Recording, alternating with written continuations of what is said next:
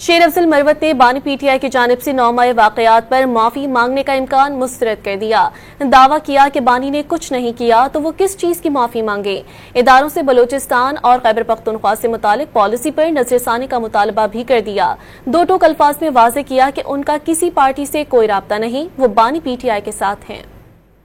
इमरान खान की सियासत जो है वो अगर अरूज पे पहुंची हैं तो उनकी जुर्रत की वजह से पहुंची हैं, और 9 मई के मामलात पे जब उसका कोई लेना देना नहीं, 9 मई को खुद गिरफ्तार हुआ और 10 मई को मैंने उनको बताया पाकिस्तान में क्या हुआ, तो किस चीज़ की वो माफ़ी मांगेगा ना करदा गुनाहों की।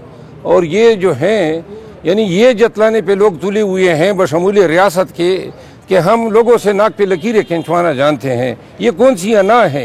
यानी इसका मतलब ये जंग फिर कानूनी नहीं है, ये अना की जंग है। अगर इतने दानिशमंद और होशियार वो थे और ये पॉलिसियाँ कोई नताइज दे सकती थी तो कहीं बलूचिस्तान में खैबर पख्तूनख्वा में अमन आ चुका होता। रियासत को सोचना होगा, इदारों को सोचना होगा। मेरी किसी पार्टी के साथ कोई रब्ता नहीं है। रास्ते में कोई मिल गया तो सलाम दुआ सबके साथ कर लेता हूँ, बाकी तो मैं खान के साथ हूँ।